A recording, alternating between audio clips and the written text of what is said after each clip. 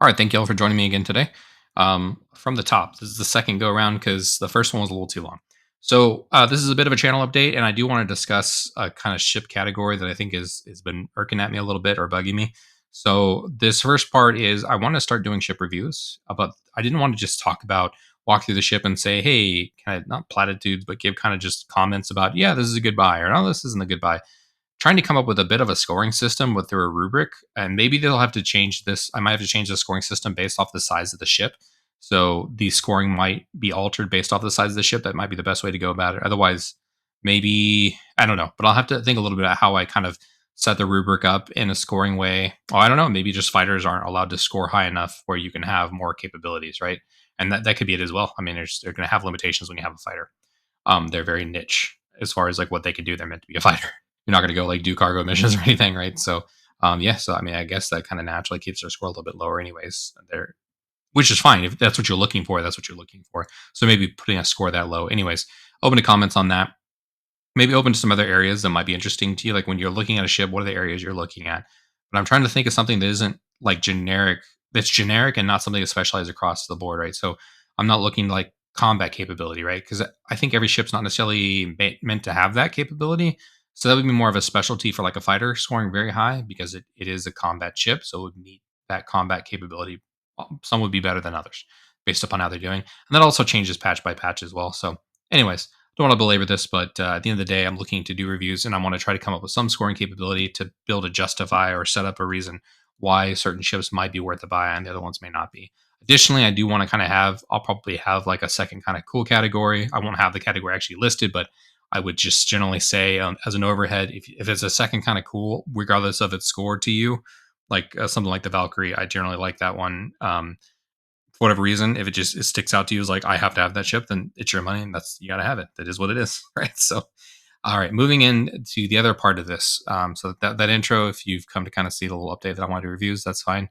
And I'm open to thank you all if you can put some comments below on how you would want to see those reviews kind of set up. But I didn't want to just walk through the ship and go, okay, that's it. I wanted to kind of come up with some, which is fine if people do that, but I want to kind of come up with some kind of way to grade them.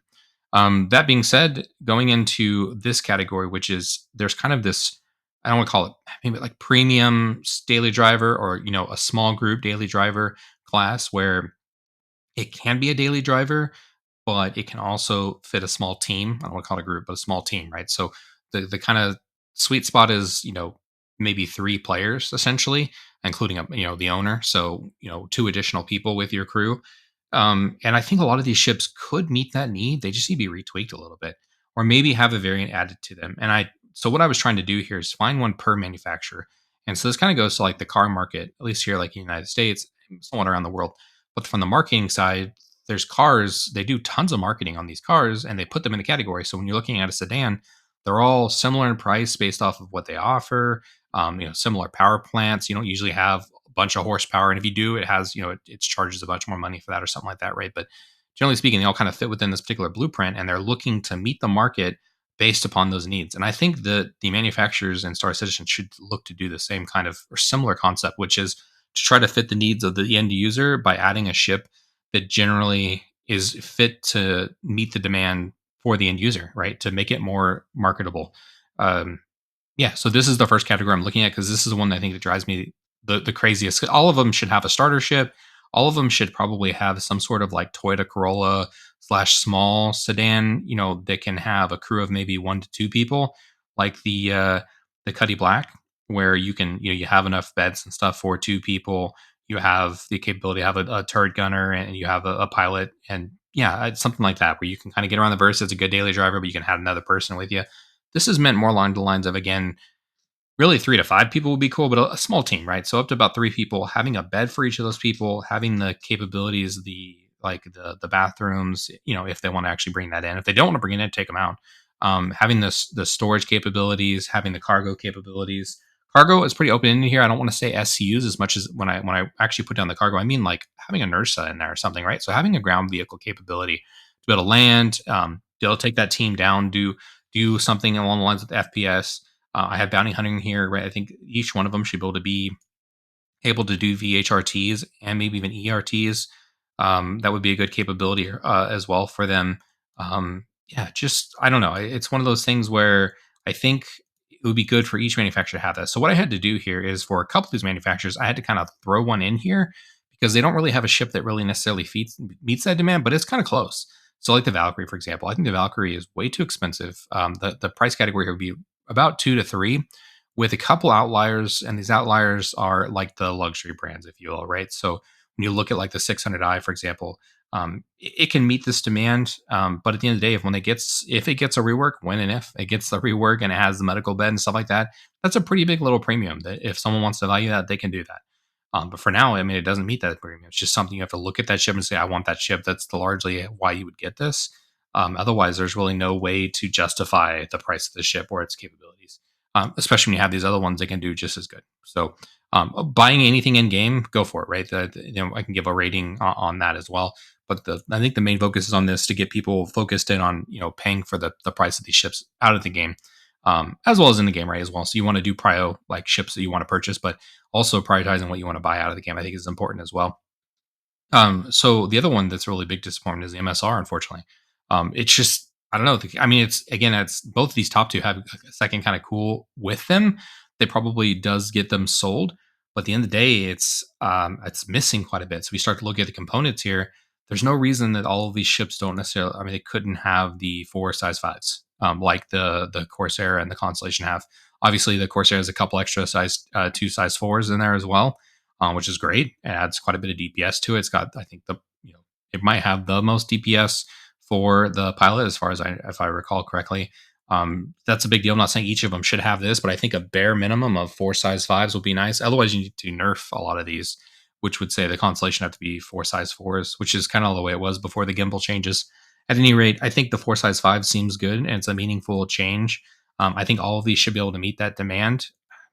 Yeah, no, I think across the board. So adding another gun here, the Valkyrie is hurt really bad in this department, and maybe it brings these down to size 2s here. So we have 2 remote turrets. There's only one though. There's one size 3 on each side, so people have to sit in the back to meet these turret demands here. But it's only one size 3 each side, so it's not that meaningful of. I mean, it's good DPS, but it's not like it's crazy. There's no reason to really reduce these. More than likely you're gonna have people in the 2 turrets instead of the one on the top, one on the bottom. And leaving these at size 3 is probably okay. If you wanted to bring these down to size 2, maybe that's fine too. So having one size 3 on each wing like it has now, or just maybe remove these and have a scanner seat and another seat in the back there, and just get rid of those turret seats, but have them be something different, like a scanner or I don't know, some other kind of operators, maybe an engineering kind of thing as well. Yeah, so these 2 man turrets are in the back. These are the ones on the door, so they're not meaning. It's a meme, right? If you get on these turrets, like these 1 size 1s on each side, you're just pretty much memeing against whatever turret. Yeah, they're meant for the ground combat and the landing and stuff like that. That's the other thing with the Valkyrie. Possibly, it would be good to reduce this down to 300 and introduce a variant that doesn't have the seats at the bottom and does kind of what I'm discussing here, which is having 4 size 5s and having more cargo in the bottom. It would have to do something with that stairway. Maybe the ladder just comes down. That way there's enough room down there for more cargo. At any rate, though, I think the Valkyrie can meet this demand for Anvil without having to make another ship. But maybe the other option is just make another ship that can meet this demand.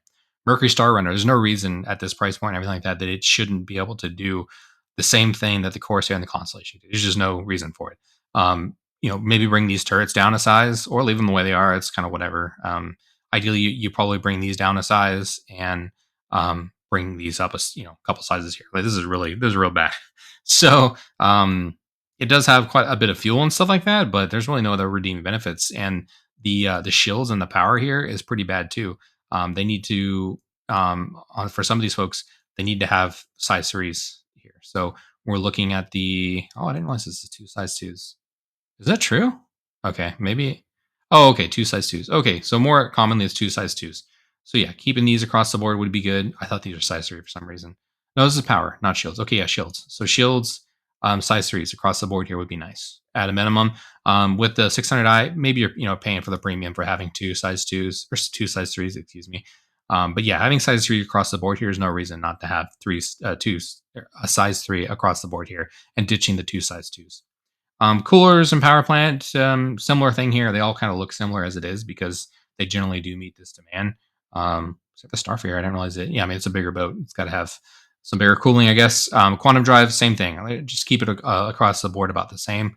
Size two is good. I think the Starfarer is meant to, so the Misk here.